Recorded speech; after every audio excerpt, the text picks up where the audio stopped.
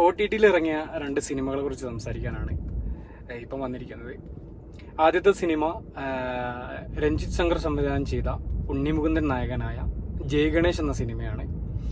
ഈ സിനിമയെ പറ്റി പറയുകയാണെങ്കിൽ ഈ പേരിട്ടത് എന്നുദ്ദേശിച്ചാണെന്നുള്ളത് അറിയില്ല, പക്ഷെ നമ്മളതിനെ പറ്റി പറയാൻ ആളല്ല. സിനിമ കണ്ടപ്പം കുറച്ചൊക്കെ റിലേറ്റഡ് ആയിട്ടുള്ള കാര്യങ്ങൾ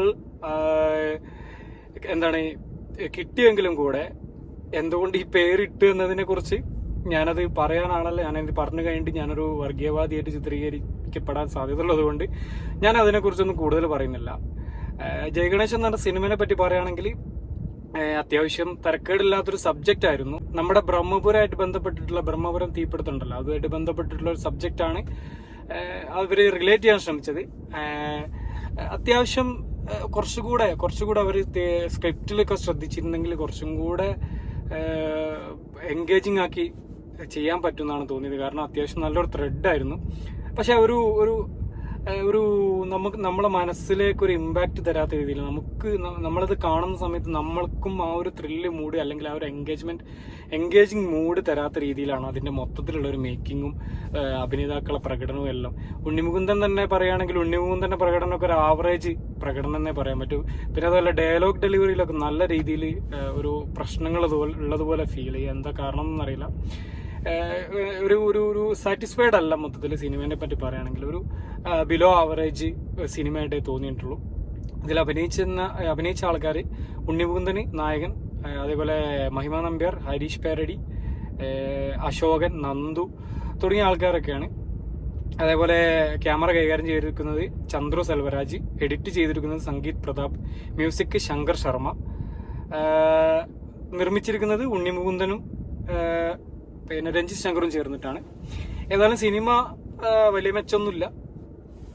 വെറുതെ ഇരിക്കുകയാണെങ്കിൽ താല്പര്യമുള്ള ആൾക്കാർക്ക് കാണാമെന്നല്ലാതെ എനിക്കേതായാലും വലിയ ഇഷ്ടപ്പെട്ടിട്ടില്ല എന്നല്ല, ഒട്ടും ഇഷ്ടപ്പെട്ടിട്ടില്ല. അത് പ്രത്യേകിച്ച് ഏതെങ്കിലും ഒരു ഉണ്ണിമുകുന്ദനോടുള്ള വിരോധത്തിന്റെ പുറത്താന്ന് പറഞ്ഞാലും വരണ്ട, അതുകൊണ്ടൊന്നല്ല. സിനിമ കാണുന്ന ആൾക്കാർക്ക് മനസ്സിലാവും.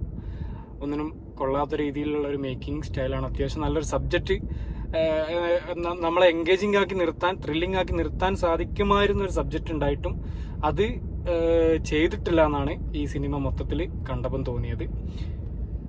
അടുത്ത സിനിമ ക്രൂ എന്ന സിനിമയാണ്. നെറ്റ്ഫ്ലിക്സിൽ റിലീസ് ചെയ്തിരിക്കുന്ന സിനിമയാണ്. നായിക പ്രാധാന്യമുള്ള ഒരു സിനിമയാണ് ക്രൂ. സിനിമ സംവിധാനം ചെയ്തിരിക്കുന്നത് രാജേഷ് എ കൃഷ്ണനാണ്. എഴുതിയിരിക്കുന്നത് നിധി മെഹ്റ, മെഹുൽ സൂരി. പ്രൊഡ്യൂസ് ചെയ്തിരിക്കുന്നത് എക്ത കപൂർ, റിയ കപൂർ, അനിൽ കപൂർ, ദിഗ്വിജയ്, പുരോഹിത്. ഇതിൽ നായിക പ്രാധാന്യമുള്ള ഒരു സിനിമ നേരത്തെ പറഞ്ഞു. തബു, കരീന കപൂർ, അതേപോലെ കൃതി സേനോൻ, ഇവരൊക്കെയാണ് ഇത് അഭിനയിച്ചിരിക്കുന്നത്. അത്യാവശ്യം നല്ല രീതിയിൽ കളക്ഷൻ കിട്ടിയ, എനിക്ക് തോന്നുന്നു അത്യാവശ്യം നല്ല രീതിയിൽ വിജയിച്ചൊരു സിനിമയാണ്. ഒരു 150 കോടിയോളം രൂപ കളക്ട് ചെയ്തിട്ടുള്ളൊരു സിനിമ എന്നാണ് എനിക്ക് തോന്നുന്നത്. അപ്പോൾ സിനിമയെ പറ്റി പറയുകയാണെങ്കിൽ ഇതിൽ വിക്കിപീഡിയയിൽ കാണിച്ചിരിക്കുന്നത് 158 കോടി ആണ് ഒഫീഷ്യൽ കളക്ഷന്.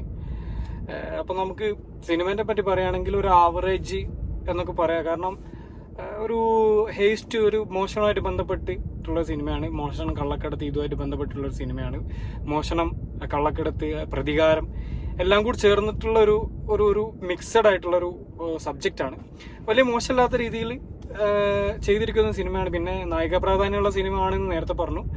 ഇതിൽ പിന്നെ തബു ഒഴികെ മറ്റു 2 പേരും, പ്രത്യേകിച്ച് കരീന കപൂറും കൃതി സേനോനും ഒക്കെ ഒരു ആവറേജ് താഴെ മാത്രമുള്ള പ്രകടനമായിട്ടാണ് എനിക്ക് തോന്നിയത്. തബു അത്യാവശ്യം നല്ല രീതിയിൽ ചെയ്തിട്ടുണ്ട്. കാരണം അവര് അത്യാവശ്യം നല്ല രീതിയിൽ ചെയ്യാൻ കാലിബറുള്ള നടിയാന്ന് പല സിനിമയിലും തെളിയിച്ചു കഴിഞ്ഞതാണ്. മറ്റു 2 പേരും അത്ര വലിയ മെച്ചമൊന്നുമില്ല. പിന്നെ ഇതിലെ മോഷണം സീനും മറ്റുള്ള ഈ ചില ക്ലൈമാക്സിലുള്ള ഒരു സീനും അത് ഫുള്ളായിട്ട് ഞാൻ പറയുന്നില്ല, സ്പോയിലർ ആയി പോകുന്നുള്ളതുകൊണ്ടാണ്. കാണാൻ ആഗ്രഹിക്കുന്ന ആൾക്കാർക്ക് വെറുതെ കാണുന്ന സമയത്ത് ഒരു കല്ലുകടി വരണ്ടല്ലോ. അപ്പോൾ അവസാനം ക്ലൈമാക്സിലുള്ള സീനൊക്കെ കണ്ടു കഴിഞ്ഞാൽ ഒരു ലോജിക്കിന്റെ പുറത്തേക്ക് പോകുന്നുണ്ടോ എന്നൊക്കെ തോന്നിപ്പോവും. പക്ഷെ കുഴപ്പമില്ല. നമ്മൾ ബോളിവുഡ് സിനിമയിലൊക്കെ അത്തരം ലോജിക്കില്ലാത്ത പല സീനുകളും കണ്ടതാണ്.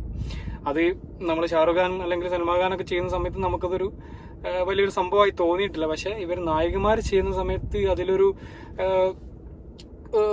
എന്താ പറയാ, ഒരു ലോജിക്കില്ലായ്മ നമുക്ക് ഫീൽ ചെയ്യാൻ ചാൻസ് ഉണ്ട്. പക്ഷെ ഞാൻ പറഞ്ഞല്ലോ, ബോളിവുഡ് സിനിമയാണ്, ലോജിക്കിന് വലിയ പ്രാധാന്യമൊന്നും കൊടുക്കേണ്ട ആവശ്യമില്ല. പ്രത്യേകിച്ച് ഇത്തരം സബ്ജക്റ്റുകളിൽ, കൊമേഴ്ഷ്യൽ സബ്ജക്റ്റുകളിൽ ബോളിവുഡിൽ അത്ര ലോജിക്കിന് പ്രാധാന്യം കൊടുക്കാറില്ല. അപ്പൊ ഇങ്ങനെയാണ് ഈ 2 സിനിമ. ഒന്നൊരു ആവറേജ് അനുഭവം, ഒന്നൊരു ബിലോ ആവറേജ് അനുഭവമാണ്. ജയ് ഗണേഷ് ഒരു ബിലോ ആവറേജ് അനുഭവമാണ് തന്നത്. ഈ ക്രൂ എന്ന് പറഞ്ഞ സിനിമ ഒരു ആവറേജ് അനുഭവം, കുഴപ്പമില്ലാത്ത രീതിയിൽ സമയം ഉണ്ടെങ്കിൽ കണ്ടിരിക്കാവുന്ന രീതിയിലുള്ള ഒരു സിനിമയാണ് ക്രൂ. അപ്പോൾ വീണ്ടും അടുത്ത വീഡിയോയിൽ കാണാൻ ശ്രമിക്കാം. Thank you for watching. Have A nice day.